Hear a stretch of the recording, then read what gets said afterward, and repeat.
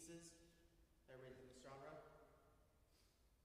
So first, you gotta ask the question, what is activist music? And it is defined in an article for Lifestyle as the straightforward yet potent use of musical expression to advocate for change and raise awareness about important issues. So there are 4 fundamental aspects of how music can become a vehicle for activism. You have voice amplification, in which the music provides louder, more resonant platform for messages that might otherwise be unheard or ignored. We have emotional connection, as it bypasses purely rational arguments and taps directly into feelings, fostering empathy and understanding. You have community building, which is you have shared musical experiences that create a sense of unity and solidarity among individuals who care about similar causes. And then there's also culture of transmission, as music carries stories and values across generations, embedding activist ideals within cultural memory. So as composers are composing for this type of music, they might use some of these fundamental aspects as they're writing these pieces to get a message that they're trying to get across. So examples outside of classical music that you might think of, like the first person that a lot of people would think of if you like say like activist music or protest music, would be Bob Dylan, the folk rock singer, songwriter, and one of the very famous album of his was the Times They Are Changing, which released in 1964, and it consisted mainly of ballads concerning issues such as racism, poverty, and social change, and the like. And then another example that fans of Linkin Park might think of would be the 1,000 Suns album that released in 2010. And it was a concept album that dealt with human fears such as nuclear warfare, and it featured samples of political speeches made by notable American political figures, one of them including Martin Luther King Jr., speech there, and another from Robert Oppenheimer. Another singer that you might think of is Hayley Williams, who's the lead singer of the band Paramore, and she used her platform a lot to highlight social issues, and a particular song, True Believer, dissects her Southern Christian upbringing and the hypocrisy and racism that exists in certain religious communities. And it's reflected through lyrics that you can see in the song where she like directly calls out certain things with that. Examples that you might see in classical music, Shostakovich's Veiled Attacks on Stalin's Russia, Beethoven's piano concertos, Benjamin Britten's musical manifestos for pacifism, and Music for Prague, Music for Prague 1968 by Orel Husa. It was a programmatic work about the Soviet invasion of Czechoslovakia, and it featured allusions to war, chaos, and destruction. It includes themes of a 15th century Hussite war song, bird calls, which symbolize fleeting freedom, the use of brass to convey power, and the use of percussion to represent the bells of Prague.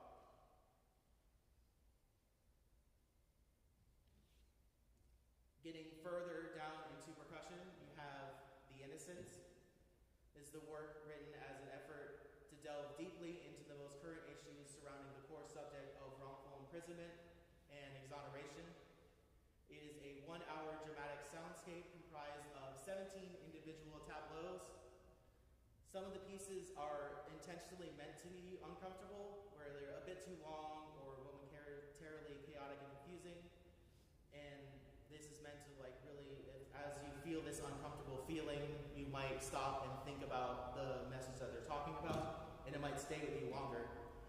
Some of the other things are meant to be simple and direct with melodic and familiar genres, lyrics recited to percussion accompaniment. Some compositional techniques we can see through a lot of the examples shown so far are use of words or lyrics, audio that includes samples of speeches made by prominent political figures, a manipulation of time, where something's dragging on maybe too long, a manipulation of dynamics also, where you have pieces where they use the true power of percussion and get super loud and in your face, and that is actually meant to confront you as well. And there's always encoded meaning with some of this stuff, where you have certain pieces where the way it's written has this particular meaning as you look at programmatically how they wrote it specifically. So moving on to the first piece, we have the warning lights are blinking red. This was composed by Ivan Trevino in 2018 for 5-octave marimba and digital audio. It was composed for Nezda Przenjak, winner of the 2018 Mallet Lab International Online Soloist Competition. And it was written shortly, he wrote it shortly after revisiting George Orwell's 1984, he particularly thought of the line, "The party told you to reject the evidence of your eyes and ears. It was their final, most essential command."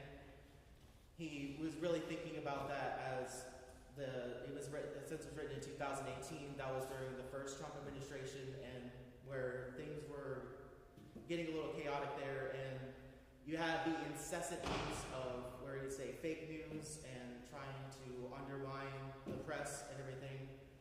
And so it's in a way of saying to reject the evidence of what you're seeing and believe what he's saying.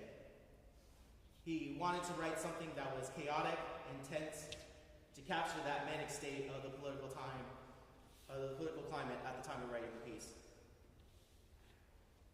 So I'll go on to play this right now, and then I'll come back and talk a little bit more.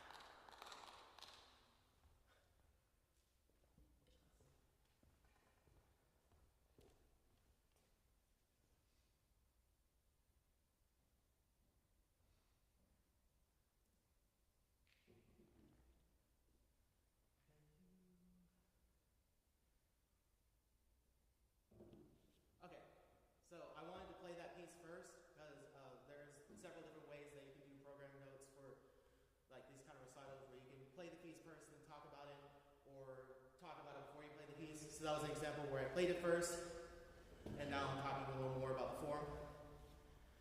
So, as you can hear from the performance, this piece is divided into 3 large sections. You have an A section that features that fast driving music. The audio in this section features machine-like synth sounds and these rhythmic sounds that some of the rhythmic sounds are pretty like precise and like small, and some of them are a little longer with some pads. And then there's also an electric guitar sound that might not have happened there, but often plays the same notes and the same rhythm as the marimba at the same time. And that almost, if you play it properly, you can almost create this like electric distorted marimba sound, which is kind of cool. And in his Ivy Trevino's video of it, it sounds really rad with that. But it also has this meaning of like distortion, where is often associated with violence, which is pertinent to the chaos and everything else he's talking about in this piece. There's then that slower B section, where the audio in this section features the distorted sound of Trump's voice saying, "What you're seeing and what you're reading is not what's happening." And that is a direct quote from him. It comes from a speech that he gave at a Veterans of Foreign Wars convention in Kansas City on July 24th, 2018.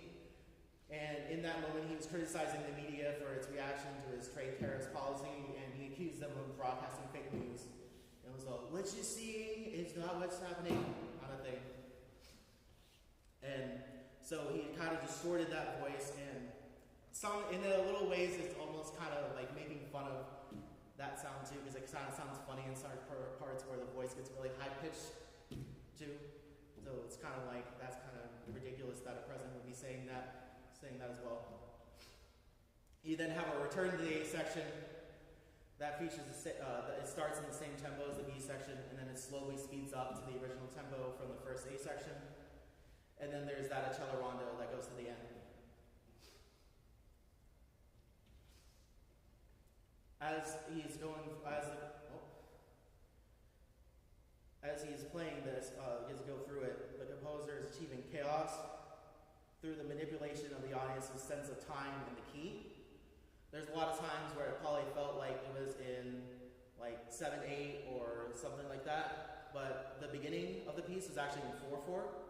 So in a way, you are as the performer lying to the audience, where what they're seeing, like what they're hearing, is not the actual truth, which is that it's in 4/4. So that's kind of an interesting thing there. And then the key signature looks like it's in D flat major for a while, but as you play the end of the piece and as you go through certain tonicizations, you realize that it's actually in E flat Dorian. But there's a lot of tonicizations of D flat major at first, so it sounds like it's in that key as it starts. So that's another lying motion where you think that it sounds like that, but it's not happening. The composer is also frequently using unstable figures that do not lead into a downbeat, and there's several moments too where you look like it's about to end on a good strong downbeat, and it just leaves silence. And that's also giving you this unstable feeling where you're not getting that resolution that you want to hear. And as I mentioned already, distortion used throughout this piece is a symbol for violence. And the concept of violence is sometimes has a broader definition linked to political power, control, and oppression. So that's also pertinent with the theme of the piece.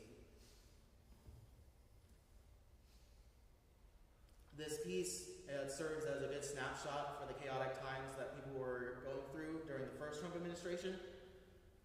And Trevino was bringing awareness to this chaos and pointing out how dangerous it can be when someone is trying to convince the crowd that they are the only source of truth and that everything to the contrary is fake news.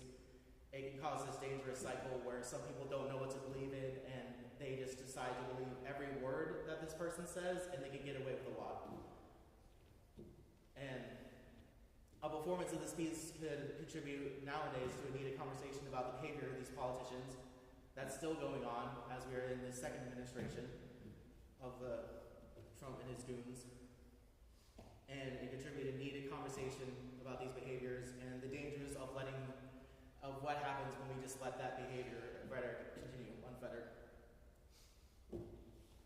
The next piece is Assembly of Outrage, which is written by Caleb Pickering for snare drum and digital audio.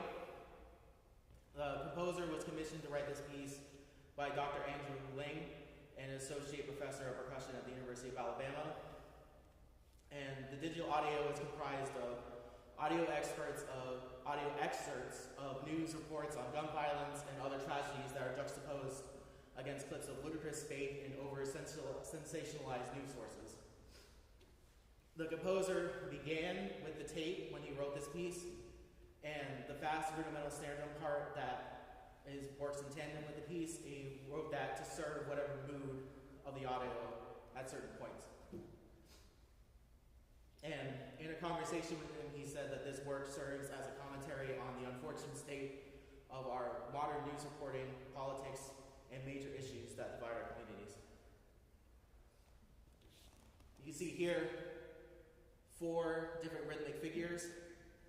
These figures are introduced towards the beginning of the piece, except for the one that's in 4/4, the last one on the right side. That's introduced a little later. But these first 3 are introduced very close to the beginning of the piece, and these are rhythmic figures that he uses over and over again throughout the piece, and he also slightly transforms them as you go through. And so for the first one, that first iteration you see there features the 2 rim shots. We have the, well, it's supposed to be 2 rim shots.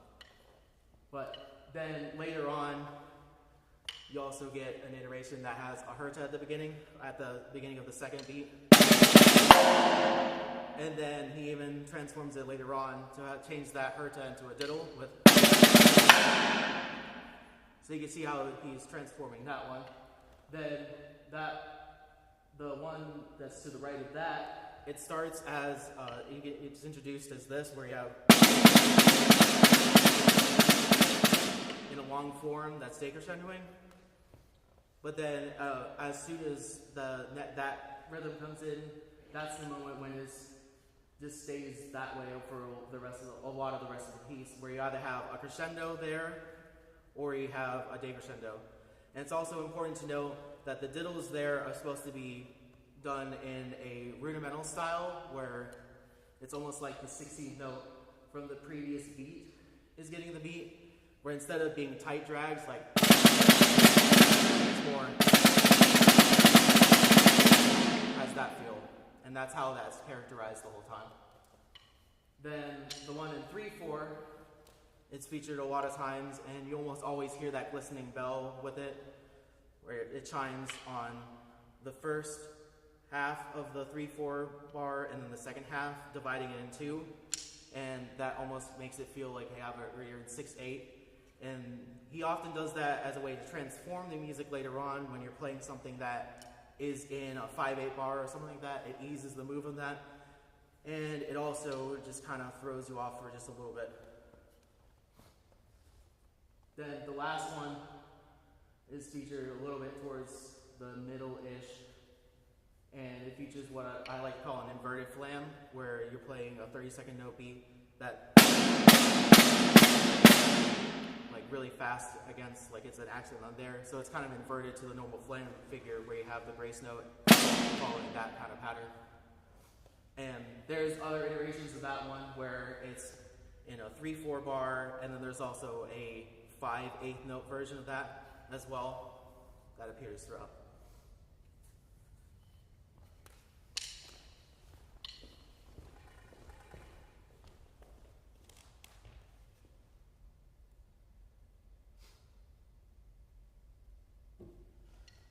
With this piece, the composer is using 2 major compositional techniques to bring awareness to social issues they were talking about.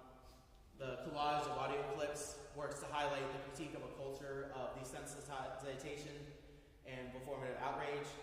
You hear constant audio of either, which, as a preface before playing this, it does feature real audio from gun shootings, if that is something that might be triggering, so just to know that. And it also features cussing. That's something important that performers should say before they play the piece, before someone experiences that. And the intensity in certain parts of the audio are also, he's using like loud volume that the snare drum can achieve to force the audience to sit in a discomfort as they go through the piece. So then they maybe think a little bit more about this culture that they're listening to. And a quote from him about how this piece compares to now as it did then. He said that this piece feels just as relevant, and that the media polarization and the blending of tragedy with entertainment have only intensified, and what began as a commentary on a particular moment now feels like a reflection of an ongoing condition. Well, ignore that. I'm going to go there.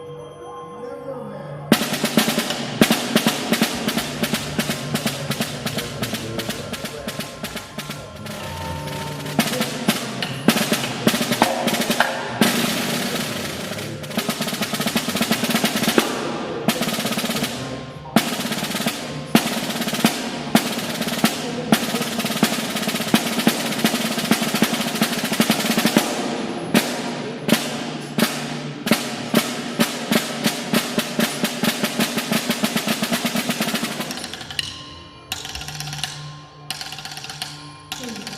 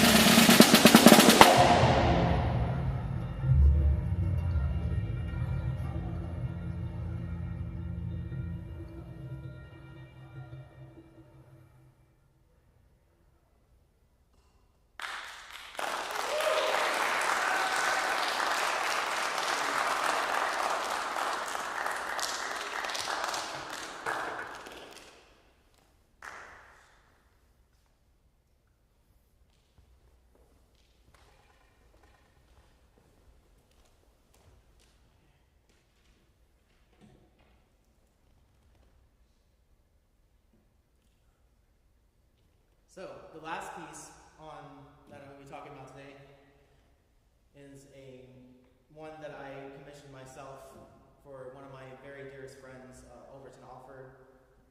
And he wrote this piece on November 8th, 2025 for a multi-percussion setup. I commissioned him to write this piece with the specific theme of this recital in mind. And as I was researching and looking for composers that are writing in this genre, from the limited scope of the introductory research that I'm doing on this topic, I was not able to find a lot of composers that wrote from the experience of people who are in the LGBTQIA community. And so I specifically commissioned this piece for him so that he could write it with that experience in mind. A quote from him about this piece. In a world that so often degrades and shames homosexuality and transgender identity, the simple act of knowing oneself can be a deep internal battle. To be closeted is to suffer from not only the fear of social ostracization, but a great deal of self-inflicted pain. The closet represents the latter. He poured a lot of emotions into this piece, and it was so intense that he opted not to show up today, knowing that it would likely be hard to see the dark thoughts and emotions reflected back at him through a live performance of this piece. The form of this piece, it is split into 4 distinct sections that represent a self-inflicted pain as a person discovers who they are without proper care and ability to express who they truly are. The rubato section is very faint and played with thin triangle meters, the softest implement possible, and it represents a sneaking suspicion of one's identity, as those first fleeting feelings they might feel that they don't really fully know what's going on, but they know that they're feeling something. And using the triangle meters, you can feel a little large part of these emotions, but it's small, because the triangle meters are not going to play extremely loud. In the next movement, very spacious, it's played with yarn mallets, and it represents the fear of becoming something one doesn't understand. With the musicality of a Bach piece, it is played with bundles, so we're getting larger and larger and louder implements. And this is the most structured movement so far. It represents a sort of bargaining, an attempt to reconcile one's identity in a socially acceptable manner, and is an attempt that is inevitably and repeatedly futile. An interesting part of the beginning of that movement is it almost artificially shows the musicality you would use in a Bach piece as someone's trying to fit in, and at one point it looks like the person is kind of fitting in with a normal thing, and they can almost fool themselves thinking that maybe they are bargaining in that moment, trying to reconcile their identity, but then their true feelings always come back, as you cannot change who you are. And those are showed in very big eruptions of emotions during that movement. In bombastic and unpredictability, and then with all abandon, the last 2 movements. Those are played with swizzle sticks because they need to be played almost staccato. It is an explosion of pure anger. There is no denial of who you are. It is not a free feeling. It is a cage. You are trapped forever. Try as you might to escape, you cannot run from yourself. As the piece concludes with forte possible, the player throws the sticks into the bass drum with ultimate frustration, and the composer tells you to just throw them and let them fall wherever they fall. And then after that moment, the piece concludes with the only strict tempo, largo, the most quiet acceptance possible, or you're playing with just your fist.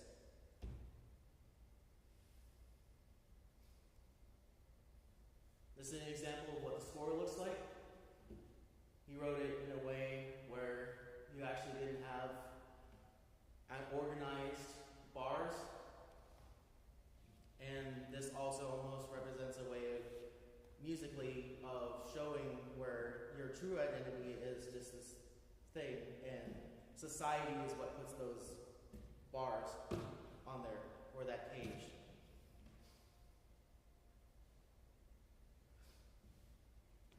piece uses two major compositional techniques to create an experience for the audience that highlights the message being told.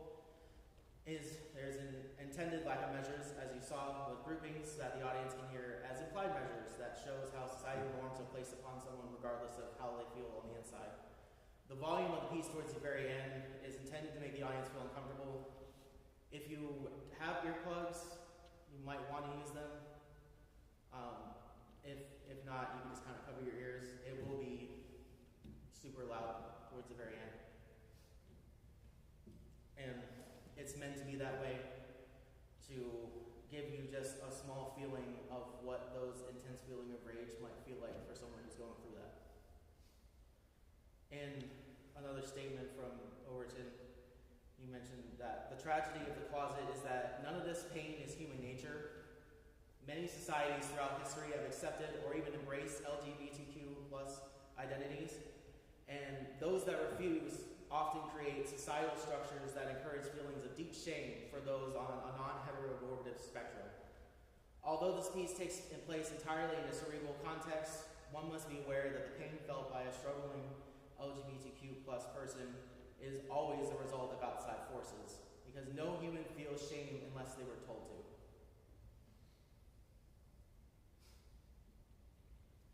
I will do the conclusion before I play the piece because I want to end with that moment. In all three pieces, the composers were trying to create an experience for the audience as they listen to the music. These experiences might stick with the audience long after watching the piece and make them think more critically about the issues being discussed.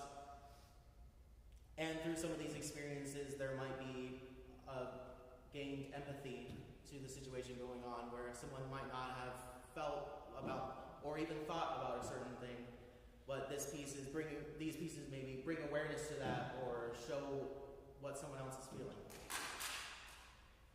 And this is just an introduction to a lot of this, and the goal will be to one day build towards a database, possibly a collection, starting with solos, talking about a lot of percussion solos, then building to duets and so on and so forth into a large database, or possibly even a book writing a chronological history of a lot of this, of like percussion's use throughout this. And in the academic sense, and in the sense of why it's important to learn to play these pieces, I'll leave you with a quote from Exhibition 33. Learn from those who came before and lay the trail for those who come after. And that's the round.